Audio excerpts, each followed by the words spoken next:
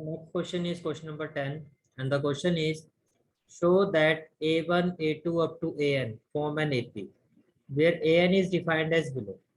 अब जो AN जो लास्ट टर्म है वो आपको गिवन है, AN is equal to 3+4N and AN is equal to 9-5N. किसी AP की एनएल टर्म आपको गिवन है, तो आपको शो करना है कि जो AP बनेगी A1, A2 up to AN, means आप ये मान के चलो आपको AN गिवन है और आपको कहा जा रहा है on the basis of this AN आप ये शो करो कि A1, A2 up to AN जो ये सीक्वेंस बनेगा वो एक AP का सीक्वेंस होगा. वो किसका सीक्वेंस होगा? आपका AP का. तो देखो बहुत सिंपल है. सबसे पहले अगर हम फर्स्ट पार्ट की बात करते हैं, what has been given? AN given, value of AN has been given, that is 3+4N. अब n की जगह अगर मैं 1 पुट करता हूँ, अगर n की जगह मैं 1 पुट करता हूँ, what I will have?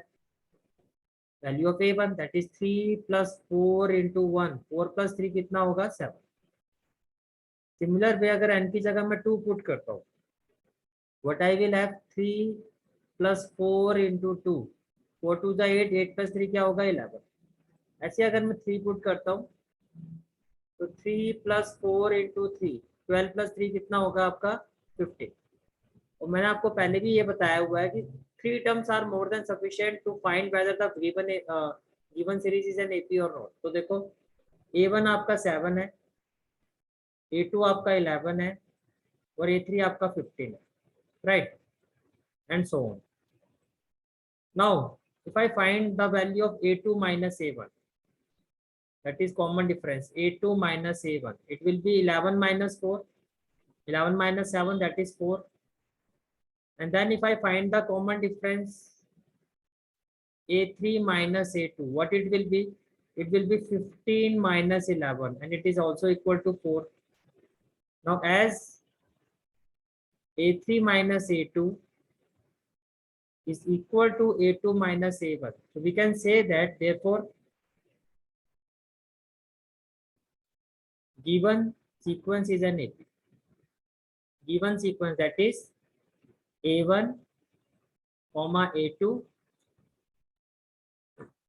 और A3 up to AN is an AP. तो ये एक AP. इसके बाद आपको क्या कहा गया? Also find the sum of first 15 terms in each case. दोनों ही केसेस में आपको सम ऑफ 15 टर्म्स फाइंड करने. तो देखो A1 आप देखो SN अगर आपके फर्स्ट और लास्ट टर्म है, फर्स्ट और लास्ट टर्म का मतलब अगर मैं A15 की वैल्यू निकालता हूँ तो वो लास्ट टर्म होगी. A15 क्या होगा? N की जगह 15 रखो, दैट इज 15 + 3 into 15. इस तरह से आप वैल्यू निकालोगे, राइट. 15 + 15 3 जा क्या हो जाएगा? 45. 45 + 15 कितना हो गया आपका? 60. अब आपके पास फर्स्ट टर्म भी है, लास्ट टर्म भी है, तो जो फॉर्मूला हम अप्लाई करेंगे यहाँ पर वो क्या होगा? That is SN is equal to N/2 A + AN. We have to find S15. तो S15 क्या होगा? N की जगह 15 पुट कर दो, that is 15/2 A means A1 है आपका 7 एंड AN मीन्स A15. इसको थोड़ा सिंप्लीफाई कर देता हूँ. S15 is equal to 15/2 A1 + A15. A1 हो गया आपका 7, तो A15 हो गया आपका 60. That is 15/2 into 67. 15/2 into 67, right. A15 आपने फाइंड किया. A15 आपका AN इज इक्वल टू क्या था? 3. ये वैल्यू हमने गलत पुट कर दी. Wait on.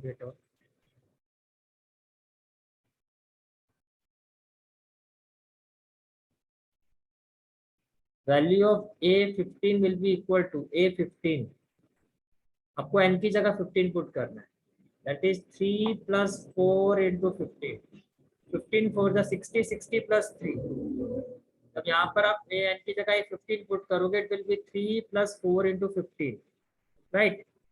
तो 3 + 4 into 15 जब आप पुट करोगे तो ये हो जाएगा 15 4 = 60 + 3 63.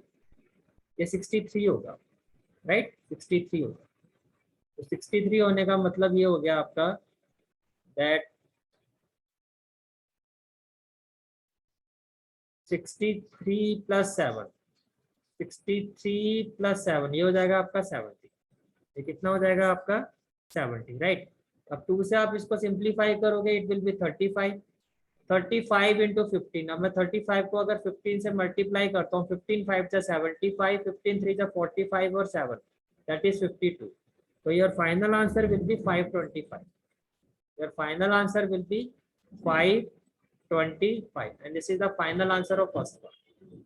Okay, final answer of first part. देखो सिमिलरली आपको ये करना है, आपको an गिवन है, आपको an गिवन है, तो जहां आपने ये लिखा है 3 + 4 है, यहाँ पर क्या आ जाएगा आपका 9 - 5 है, 9 - 5 है।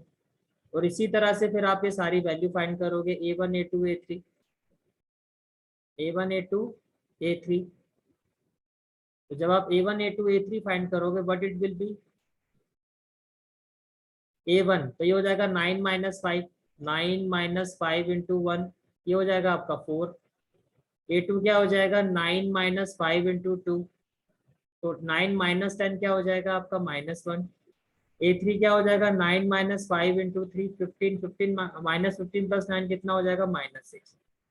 अब ये जो सीक्वेंस बनेगा आपका, ये क्या बनेगा आपका, ये होगा आपका 4, फिर होगा -1 और फिर होगा आपका -6। ठीक है।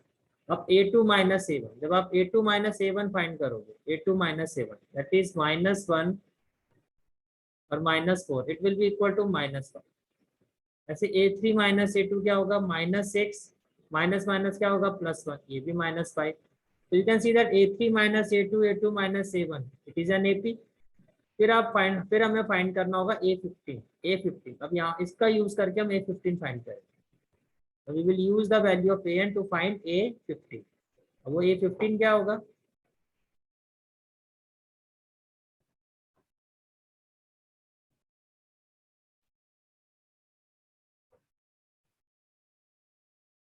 Okay now we will find the value of a15। 9 - 5 into 50। अब देखो 15 5 क्या होता है 75। अब 75 में से अगर मैं 9 माइनस करता हूँ, 15 - 9 कितना होगा 6, ये हो गया 66। तो ये आ गया आपका -66। It is equal to -66। यहाँ तक सारी चीजें क्लियर है, इट इज इक्वल टू -66। ठीक है। Now we will find the value of 750 S15, that is 15/2। 15/2 a1 हमारा था 4, that is 4 प्लस a15 हमारा है कितना -66। a15 हमारा कितना है -66। Value of a15 is -66। तो ब्रैकेट में हम लिख लेते हैं इसको -66। तो ये हो जाएगा आपका 15/2 -66 + 4 कितना हो जाएगा -62। जब आप इसको सिंप्लीफाई करोगे, इट विल बी 2 1 जा 2, 2 3 जा 6, 2 1 जा 2। 31 को 15 से मल्टीप्लाई करो, 15 1 जा 15, 15 3 जा 45 और 1 46। So the right answer will be -465। Plus minus क्या होगा minus. This is the right answer of this question. So we have completed our question number 10. Okay. The next question is question number 11. If the sum of first n terms of an AP is 4n minus n square, आपको Sn given है. What is the first term? That is S1. आपसे पूछा जा रहा है क्या first term S1 होगी. Then what is the sum of first two terms? That is S2 आपको फाइंड करना है. फिर आपसे पूछा जा रहा है what is the second term? Similarly find the third, that is A3, 10th, A10 and the nth term. देखो सबसे पहला जो पार्ट है आपका, that is what has been given in the question, value of Sn has been given. Value of Sn has been given, that is 4n minus n square. ठीक है, 4n minus n square. अब S1 अगर मैं निकालता हूँ तो S1 क्या होगा 4 into 1 minus 1 square, right? 4 minus 1, 4 into 1 4 minus 1, 4 minus 1 क्या होगा 3. अब देखो जो आपका A1 होगा फर्स्ट टर्म होगा वही तो S1 होगा. S1 क्या है sum of first term. First term भाई आपका AP है 4, आपकी AP की फर्स्ट टर्म 4 है, मैंने कहा सम ऑफ फर्स्ट टर्म, वो भी तो 4 ही होगा, इसको किस में प्लस करोगे, इसी को आप लिखोगे। तो A1 और S1 both are same, it is equal to 3। ठीक है, इट इज इक्वल टू 3। फिर आपको कहा गया what is the sum of first two terms. अब आपको S2 फाइंड करना है। S2 मैं फाइंड कर सकता हूँ, now I have to find S2। तो n की जगह आप 2 पुट कर दो। S2 क्या होगा, 4 इंटू 1 माइनस 1 स्क्वायर। अब n की जगह 2 पुट करना है, तो 4 इंटू 2 माइनस 2 स्क्वायर, राइट। तो ये आ जाएगा आपका 8 माइनस 4, 8 माइनस 4 इक्वल टू 4। तो sum of first two terms आ गया आपका, दैट इज 4, राइट। अब आपको निकालना है सेकंड टर्म A2। अब A2 कैसे निकालोगे, देखो, let the first AP be 4, second one is 6 and then 8। अब sum of first two terms क्या होगा, दैट इज 6 प्लस 4, ये कितना हो जाएगा आपका 10। और S1 क्या है आपका 4। अब मैं आपको अगर ये कहता हूँ A2 क्या होगा, तो A2 कैसे निकालोगे, जो सम ऑफ टू टर्म्स है दैट इज 10, इसमें जो sum of first term that is 4, इसको माइनस करो, तो it will be equal to second term. तो बेसिकली अगर आपको A2 फाइंड करना है, it will be equal to sum of two terms minus sum of first term. तो ये हो गया आपका 4 माइनस 3 इक्वल टू 1। तो आपके पास सेकंड टर्म भी आ गया। We have find the value of second term, right. अब देखो, अगर यहाँ पर आपको, यहाँ अगर आपको कॉमन डिफरेंस फाइंड करना हो, तो we can easily find the common difference, that is D is equal to A2 minus A1। ये जो AP है, इसमें सेकंड टर्म है, फर्स्ट टर्म है, तो 1 माइनस 3 क्या होगा, 1 minus 3, it will be equal to minus 2। इसके इक्वल होगा आपका minus 2। Once you find the common difference, once you find the common difference, अब आपको देखो क्या फाइंड करना है, फाइंड द थर्ड टर्म। बहुत इजी है, A3 क्या होगा, A2 प्लस D। A2 आपका था 1, D आपका है माइनस 2, तो 1 माइनस 2 क्या होगा, minus 1, that is A3, that is A3। Then we have to find A10। तो A10 क्या होगा आपका, A10। अब आपको A10 फाइंड करना है। अब A10 फाइंड करने से पहले बेटर क्या होगा कि आप AN फाइंड करो। क्या फाइंड करो, AN। AN क्या होगा आपका, AN is equal to A plus N minus 1 into D। AN is equal to, A हो गया आपका A1, value of A1 is 3, plus N minus 1 into D। D आपका कितना है, माइनस 2। D आपका कितना है, माइनस 2। जब मैं इसको सॉल्व करूंगा, it will be 3 minus 2 into N minus 2n, minus minus plus 2। तो बेसिकली जो आपका AN है, ये आ गया आपका 5 minus 2। Value of AN is 5 minus 2। Once you find the value of AN, you can easily find the value of 10th term, that is A10। अब n की जगह आप 10 कर दो, it will be 5 minus 2 within bracket 10। तो ये हो जाएगा 5 minus 20। कितना हो जाएगा, 5 minus 20, that is minus 50। So we have find all these values. First term A1, S1 3. What is the sum of first two terms, S2? What is the second term, A2? Similarly, find the third term, that is A3. 10th term A10, nth term AN. So this is the answer of question number 11. Okay. Next question is question number 12. Find the sum of first 40 positive integers divisible by 6. First positive integers divisible by 6. Okay. देखो first integer जो divisible by 6 होगा, आप इसको ऐसे लिखो, the positive integers, the positive integers that are divisible by 6 are, first integer क्या होता है जो डिविजिबल बाय 6 होता है, that is 6, then 12, then 18 and then 24 and so, right. तो ये आपका एक एपी है। तो बेसिकली आपको sum of first 40 positive integers means आपको S40 फाइंड करना है। We have to find S sum of 40 terms of this AP, right. और यहाँ पर देखो, आप जो फर्स्ट टर्म है आपकी that is 6, common difference obviously 6 का डिविजिबल है 12 minus 6, 18 minus 12 that is 6, right. तो वी नो दैट।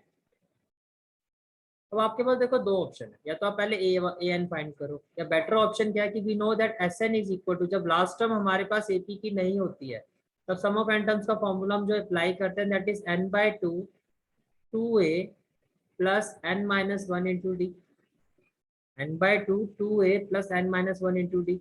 अब आपको फाइंड करना है sum of first 40 integer that is S 40, तो एन की जगह आ जाएगा 40, ये हो जाएगा 40 बाई टू, ये हो जाएगा 2a 40 माइनस 1 और डी, डी आपका कितना है 6, तो 40 बाई टू ये हो जाएगा 20, 2a, ए आपका फर्स्ट टर्म है, फर्स्ट टर्म इज 6, 40 माइनस 1 हो गया 39 into 6, right. What we will have 20, 6 2 जा 12, 39 6 that is 234, so finally S40 will be equal to 20, 234 plus 12 that is 246. So sum of 40 integers will be equal to 246, 2 6 are 12, 2 4 is 8 plus 1 9, 2 2 is 4 and this 0. So sum of positive integers that are divisible by 6 is equal to 4920. This is the answer of this question. Okay.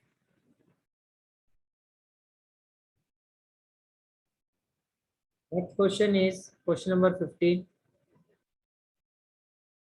Find the sum of first 15 multiples of it. जैसा आपने previous question किया ये उसी से related है आपका.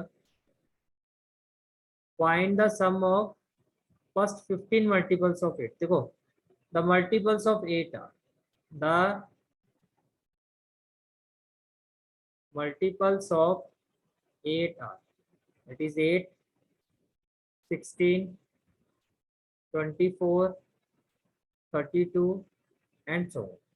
Right. अब देखो ये AP है और ये जो AP है इसका जो फर्स्ट टर्म है वो क्या है 8, common difference obviously multiple of 8 है तो कॉमन डिफरेंस क्या होगा आपका 8.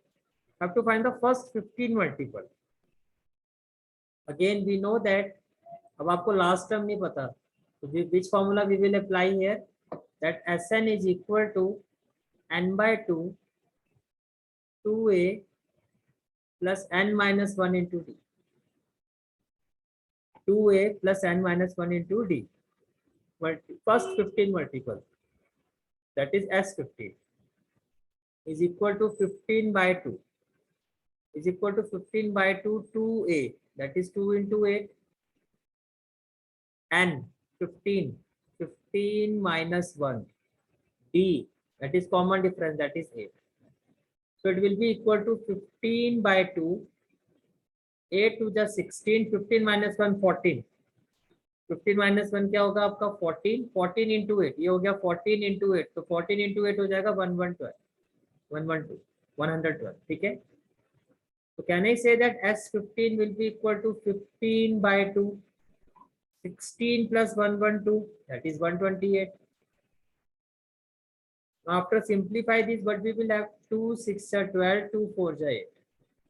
Right. Now 64 into 15, 64 into 15, 15 4 are 60, 15 6 are 90 plus 6 that is 96. So your final answer will be 960. So this is the answer of question number 30. Okay.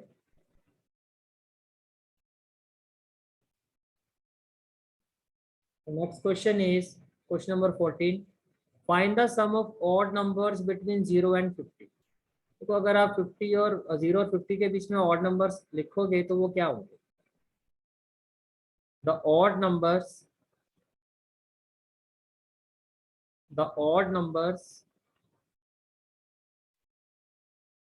between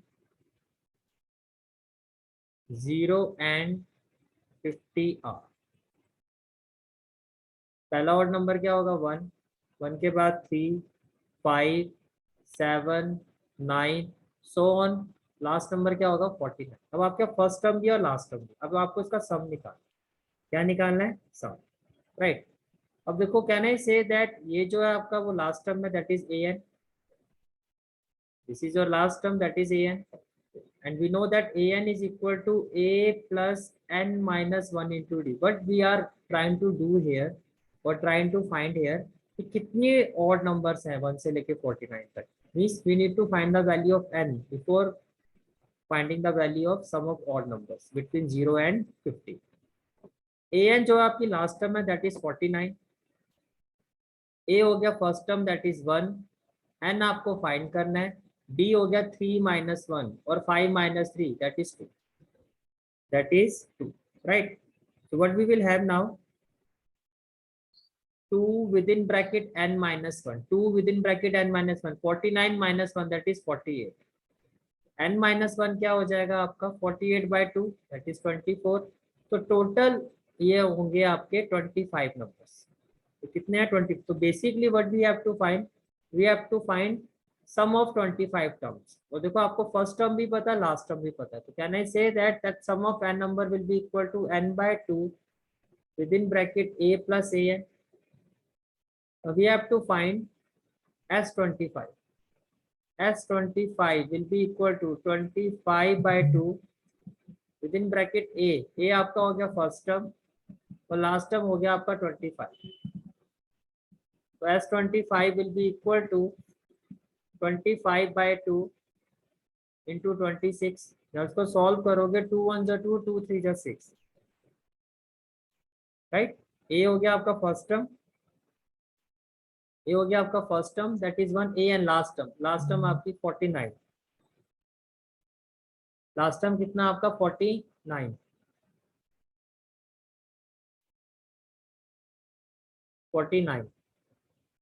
49 plus 1 50.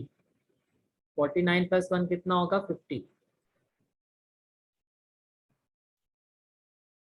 ये हो गया 50. 2 से divide करोगे ये हो जाएगा 25. 25 इंटू 25 ये हो जाएगा 625. This is the final answer of this question. Okay, next question is question number 15. A contractor on construction job specify a penalty for delay of completion beyond a certain date as follows. ₹200 for the first day. देखो एक contractor है, उसने एक rule रखा हुआ kind of. Rule ये है कि अगर जैसे कि मानो आपने कहा, मैंने आपको कॉन्ट्रैक्ट दिया और आपने कहा कि भाई ये जो काम है मैं 10 दिन में पूरा कर दूंगा. अगर ये 10 से 11वें दिन पर गया, एक दिन डिले हो गया, तो आपको 200 रुपये फाइन देना पड़ेगा. फिर एक दिन और डिले अगर हो गया तो इस नेक्स्ट डे के लिए आपको फिर हर दिन के लिए आपके 50-50 रुपये पड़ते जाएंगे. जैसे कि अगर 10वें दिन काम नहीं होता, अगर आप 11th डे में करोगे तो आपको 200 रुपये का फाइन होगा. 12th डे में होगा तो इसमें 50 रुपये और जोड़ दो. 13th डे में होगा तो और 50 रुपये. तो जैसे जैसे आपका डे बढ़ते जाएंगे, फिर पहले दिन का तो 200 रुपये होगा एक्स्ट्रा दिन का, फिर हर दिन के साथ 50-50 रुपये का फाइन आपका बढ़ता जाएगा. Penalty for each succeeding day being 50 rupees more than the preceding day. यानी कि हर पिछले दिन से अगले दिन में 50 रुपये की पेनल्टी बढ़ जाएगी. How much money the contractor has to pay. अब उस कॉन्ट्रैक्टर को कितने पैसे पेनल्टी पे करनी पड़ेगी if he has delayed the work by 30 days.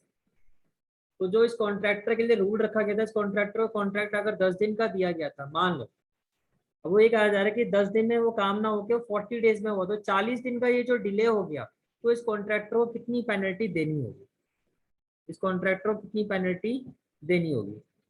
तो देखो इसका आंसर आप किस तरह से दोगे. फर्स्ट ऑफ ऑल यहाँ पे जो गिवन सीक्वेंस है, गिवन सीक्वेंस वो एक एपी होगा. कैसे होगा, कैसे है वो एपी. देखो फर्स्ट दिन का डिले जो होगा वो कितने का, 200 का. नेक्स्ट डे का डिले हो गया 250. फिर कितना हो गया नेक्स्ट डे का 300 एंड सो ऑन. ये इस तरह से आपका चलता रहे, राइट. अब यहाँ पर देखो, यहाँ आप देखो जो आपकी फर्स्ट टर्म है वो 200 है, जो कॉमन डिफरेंस है वो आपका 50 है, राइट.